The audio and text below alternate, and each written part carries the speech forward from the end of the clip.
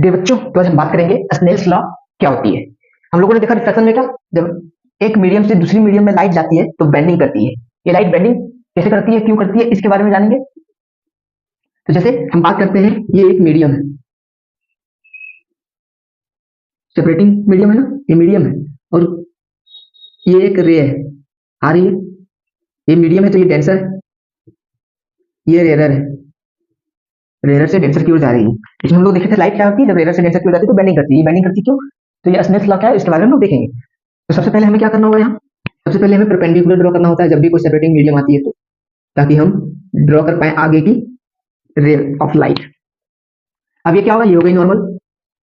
जब भी रेयर से डेंसर की ओर जाती है, रेयर की डेंसर की ओर जाती है तो डेंस में स्लो होती है। हाँ, हमारा वीडियो नहीं देखे तो मैं दोनों वीडियो का, मैं दो छोटा छोटा वीडियो बनाया है 5-7 मिनट का, आप जाके जरूर देखें, देखिएगा तो अच्छी बात है, जरूर देखिए, वहां मैंने ये सब सारी बातें बता रखा है। ये क्या होगी, स्लो हो जाएगी, क्योंकि डेंसर रेयर में तेज और डेंसर में स्लो।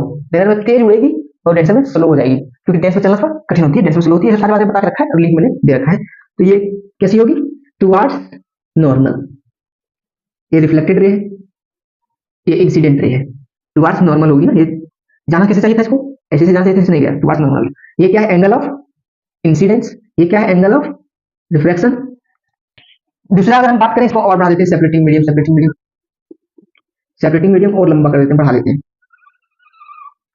अब क्या हो गया, हम एक और रे डायग्राम ड्रॉ करते हैं जिसमें एंगल बढ़ा देते हैं, मानते हैं कुछ ऐसे। अब देखिए, इसमें हम फिर से परपेंडिकुलर ड्रॉ करते हैं, नॉर्मल हो गई है परपेंडिकुलर, क्योंकि आगे फर्दर ड्रॉ करिए। अब ये क्या होगा, ये भी टुवार्ड्स नॉर्मल आएगी, लेकिन इसमें देख सकते हैं ये एंगल थोड़ा कम है, ये एंगल थोड़ा ज्यादा है। तो ये एंगल ऑफ इंसिडेंट है, ये इंसिडेंट रे। ये क्या होगी, टुवार्ड्स नॉर्मल बेंड करेगी, टुवार्ड्स नॉर्मल बेंड करेगी। ये देखिए इस एंगल से ज्यादा है, एंगल ऑफ रिफ्लेक्शन। ओके, तो क्या देख रहे हैं कि जब हम थीटा बढ़ा रहे हैं एंगल ऑफ इंसिडेंस, तो एंगल ऑफ रिफ्लेक्टेड रे वो भी, एंगल ऑफ रिफ्लेक्शन भी ज्यादा हो रही है। यहाँ बढ़ा दिए और ज्यादा तो एंगल ऑफ रिफ्लेक्शन बढ़ गया, यहाँ छोटा कर दिए एंगल ऑफ इंसिडेंस तो एंगल ऑफ रिफ्लेक्शन भी छोटा हो गया। तो देख रहे हैं कि एंगल ऑफ इंसिडेंस छोटा तो एंगल ऑफ रिफ्लेक्शन छोटा, एंगल ऑफ इंसिडेंस बड़ा तो एंगल ऑफ रिफ्लेक्शन बड़ा। जैसे एक और केस ले लेते हैं इसी में, और बढ़ा देते हैं कुछ ऐसा। ये परपेंडिकुलर हो गई नॉर्मल, ये देखिए इससे भी ज्यादा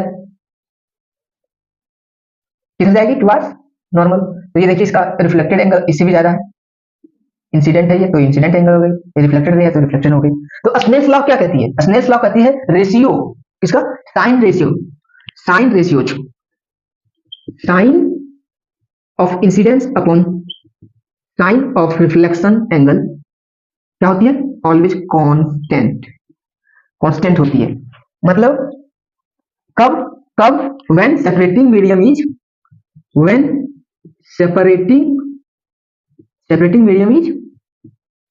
मीडियम इज सेम, जब सेपरेटिंग मीडियम सेम है। जैसे एक ही सेपरेटिंग मीडियम क्या मतलब, ये सेपरेटिंग मीडियम, ये सेपरेटिंग मीडियम सेम है, इस सभी का सेम है, तो क्या होगा, साइन आई और साइन आर कांस्टेंट आएगा। साइन आई ये थीटा जितना होगा 30 डिग्री, तो इसमें जो भी होगा 15 डिग्री, तो sine i by sine r जो भी होगा कांस्टेंट होगा। ठीक वही, ये अगर मान लेते हैं 60 डिग्री एग्जैक्ट नहीं होगा तो ये कितना होगा, 30 डिग्री। तो मतलब क्या होगा, हमेशा sine i upon sine r constant होगा, बदल रहा है, एंगल बदल रहा है, लेकिन ये जो दोनों का रेशियो होगा वो कांस्टेंट होगा। रेशियो कांस्टेंट है लेकिन एंगल बदल रहा है, ये बड़ा ये छोटा तो ये छोटा, ये बड़ा तो ये भी बड़ा, तो ये छोटा तो ये भी छोटा, ये बड़ा तो ये भी बड़ा, तो मतलब ओवरऑल क्या है, कांस्टेंट है। जैसे अब इसी में हम नेमिंग कर देते हैं, इसको 1 मान देते हैं, इसको 1, अच्छा ये 1 होगी ना, ये 1 ये 1 ये 2 ये 2 ये 3 ये 3, तो इसको कैसे लिख सकते हैं कौन तरीके से, तो sine I1 upon sine R1 is equal to sine angle I2 upon sine R2 is equal to sine I3 upon sine angle of reflection 3 is equal to constant, सारे कांस्टेंट रहेंगे। यही क्या है, स्नेल्स लॉ। एक बच्चे बोल रहे हैं, क्या बोल रहे हैं, इसकी further derivation is reflective index, वो बता रहे हैं कि sine i upon sine r is equal to reflective index. ये स्नेल्स लॉ का फर्दर डेरिवेशन है। ओके,